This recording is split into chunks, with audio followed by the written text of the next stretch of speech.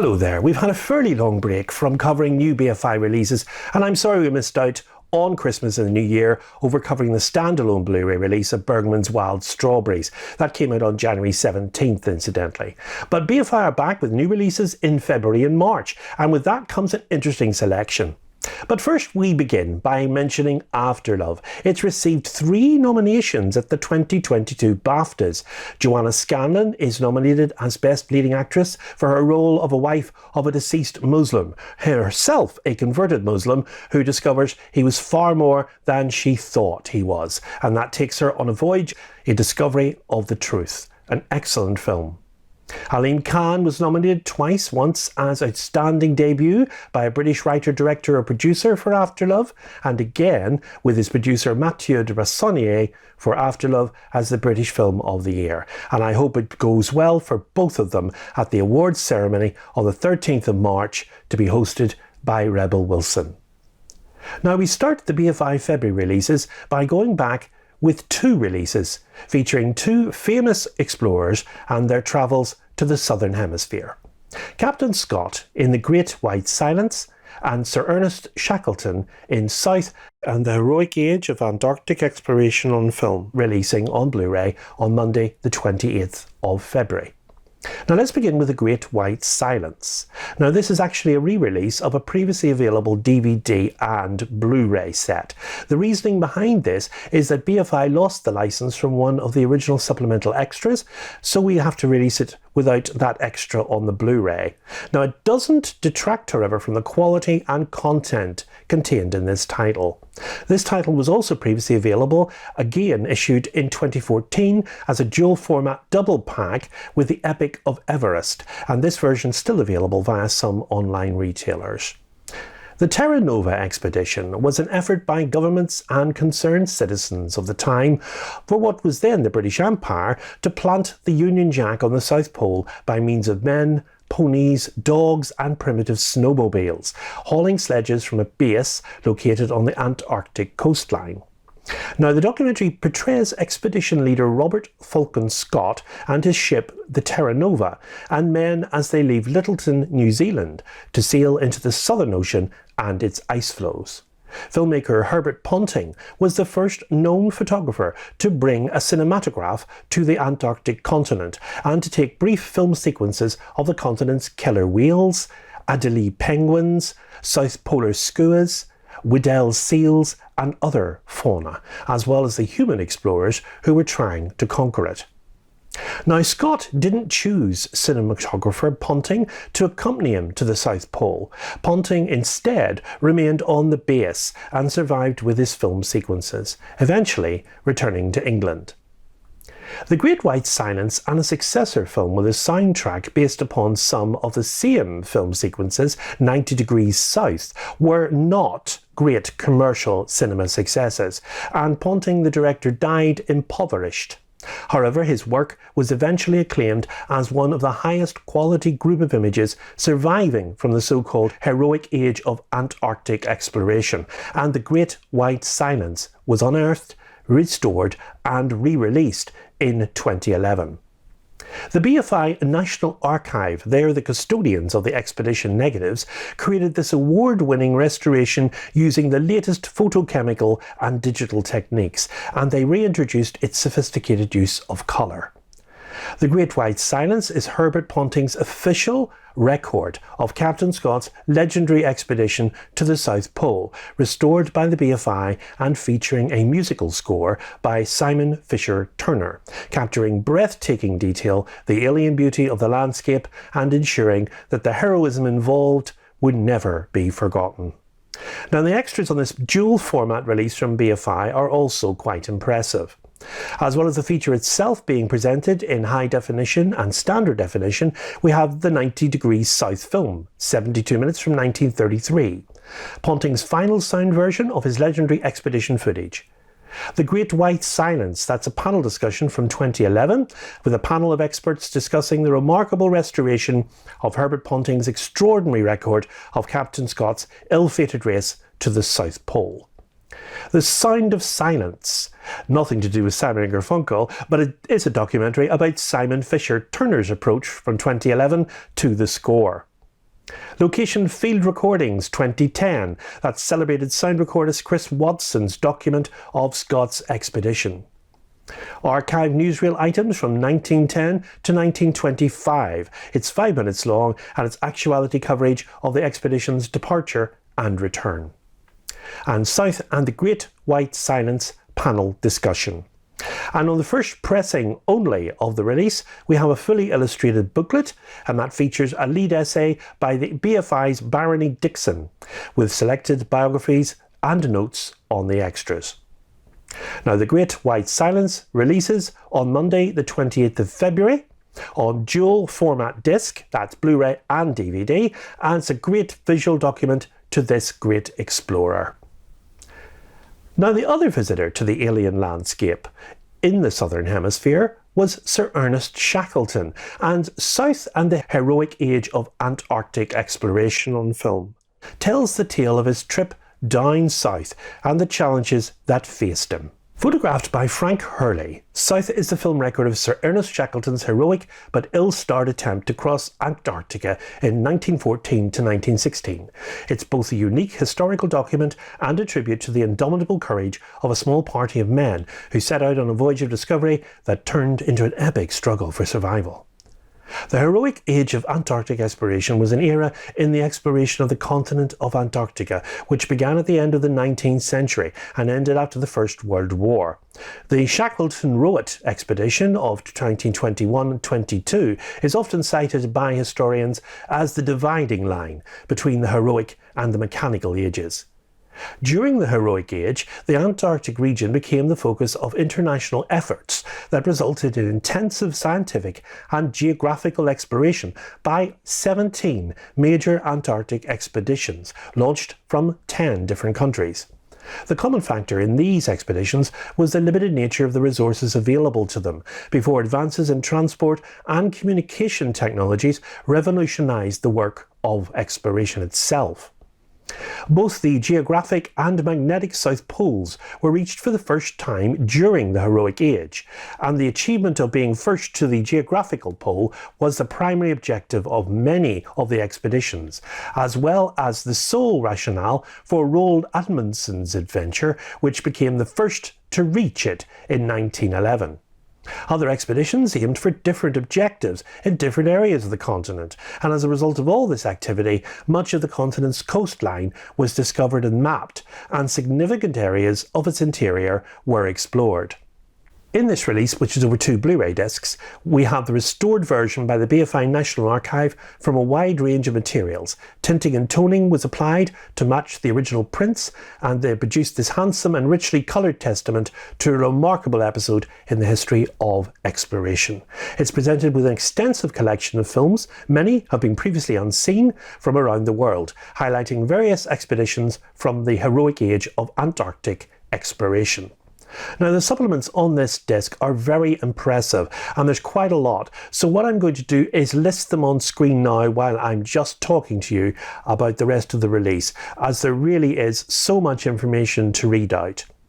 So the price point for this disc is set at £27.99. Now, that is nearly twice the normal price of a BFI Blu-ray, but I have to say, in its defence, the amount and quality of the additional content more than makes up for this.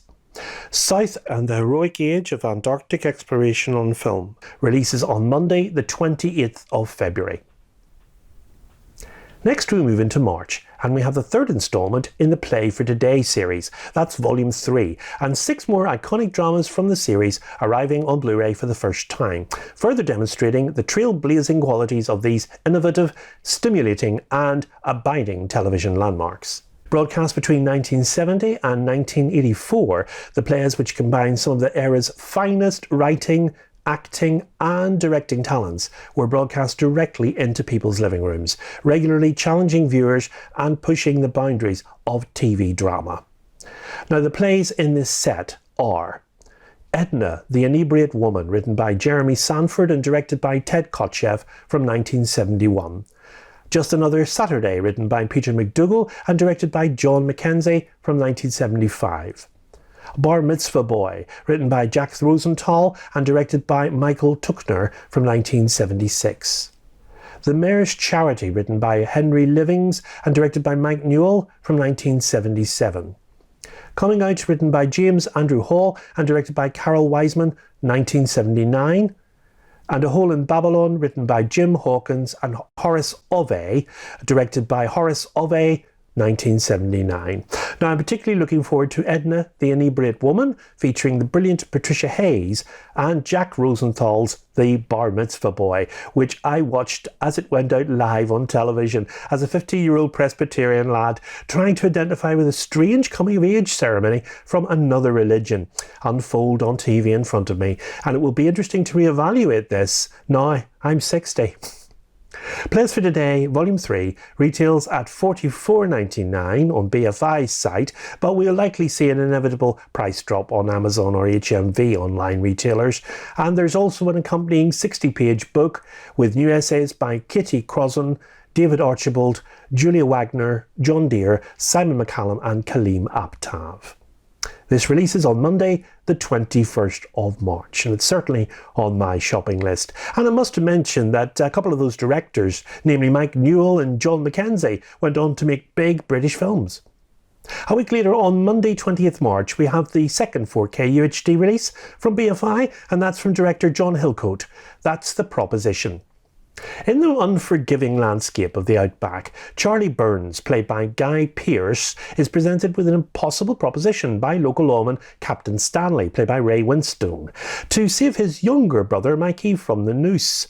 He must track down and kill Arthur, played by Danny Huston, his increasingly unhinged older sibling. A palpable sense of foreboding builds in the oppressive heat as each character takes on their punishing moral dilemmas and the cycle of violence appears unstoppable.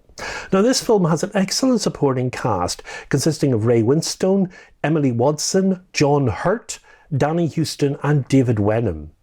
The film's production completed in 2004 and it was followed by a wide 2005 release in Australia and 2006 theatrical run in the US through First Look Pictures. Now, the film was shot on location in Winton, Queensland, Australia. The film's soundtrack, titled The Proposition, was released shortly after the film in October 2005, and the music was composed and performed by Nick Cave and violinist Warren Ellis. Now, it wasn't a big box office draw, unfortunately, but BFI's restored it, and the 4K UHD release is a welcome addition to any fan's collection. Newly restored in 4K, the director John Hillcoat, who brought us The Road and 999, and writer Nick Cave's modern classic, is presented here as a new 4K UHD release along with a Blu-ray disc featuring new and archive features. There's an audio commentary with John Hillcoat and Nick Cave from 2006, a newly recorded audio commentary by Alexandra Heller-Nicholas and Josh Nelson. The Making of the Proposition from 2005, a 27-minute behind-the-scenes documentary. Inside the Proposition from 2005, also 43 minutes long, a series of featurettes looking at the film's pre-production, Shooting the Proposition, 2005, 24-minute featurettes on the production and the challenges faced during the filming. An interview with the star Guy Pearce from 2006, and the actor on his approach to the role of Charlie Burns. Also an interview with Danny Huston from 2006, the actor recalling his work on the film. There's stills galleries, original theatrical and teaser trailers, and the 2022 trailer.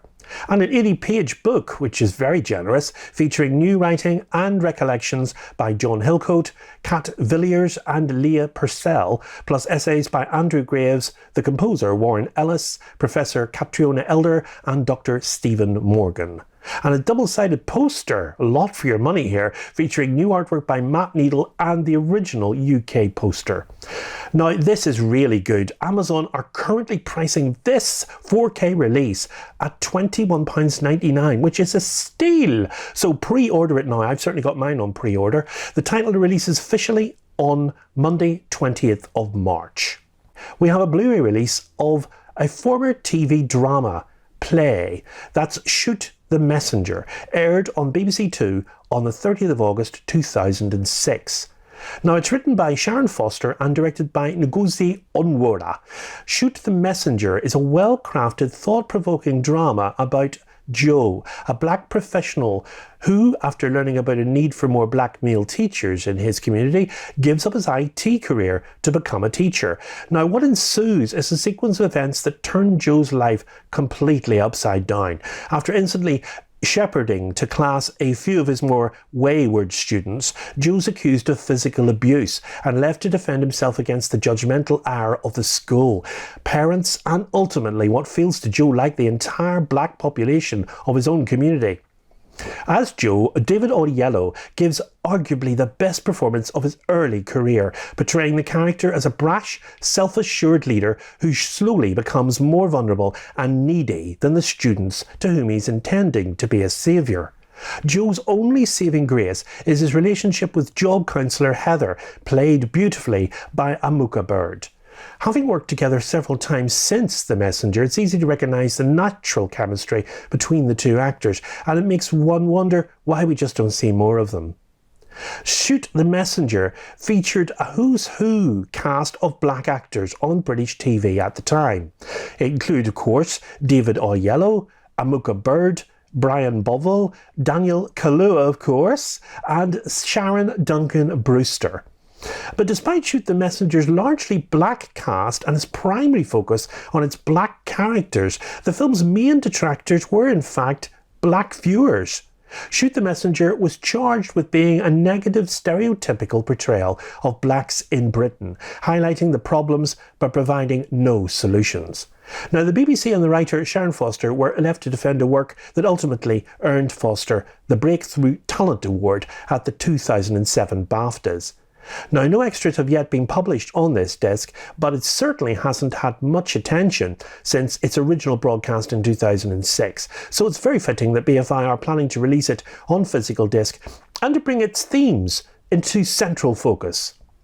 Of course, David Oyelowo was recently seen again at the end of 2021 in The Girl Before, a BBC drama mini-series.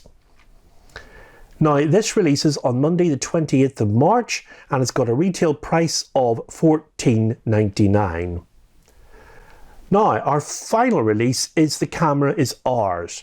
It tells the story of some of the key female pioneers of the British documentary movement beginning in the 1930s and culminating in the late 60s.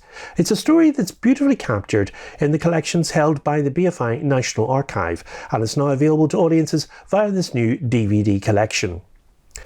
This 2-disc set will feature a selection of films made between 1935 and 1967, newly remastered in partnership with the Film Foundation and featuring directors Marion Grierson, Ruby Grierson, Jill Craigie, Evelyn Spice, Sarah Elrukar, Margaret Thompson and Kay Mander.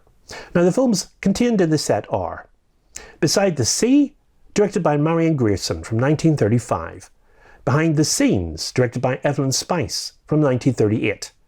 They Also Serve, directed by Ruby Grierson, 1940. 4 and 20 Fit Girls, directed by Mary Field, 1940. The English Inn, directed by Muriel Box, 1941. Birthday, Bridget Budge Cooper and Mary Beals directed it from 1945. Homes for the People, directed by Kay Mander from 1945. Children of the Ruins, directed by Jill Craigie from 1948. The Troubled Mind, directed by Margaret Thompson from 1954. And finally, Something Nice to Eat, directed by Sarah Elrukar from 1967.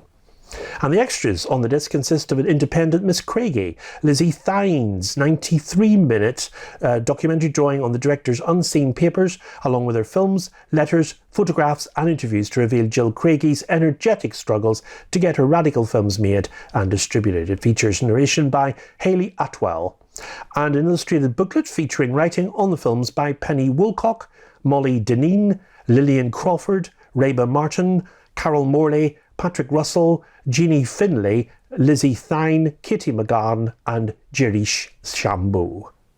The Camera Is Ours is an interesting history of women in documentary film and releases on Monday the 20th of March and it's priced at £14.99.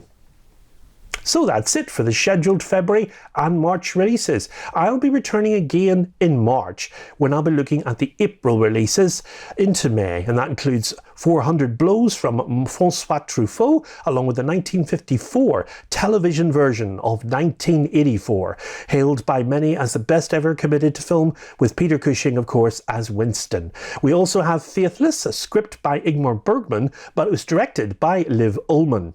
So until then, it's goodbye, and of course, good viewing.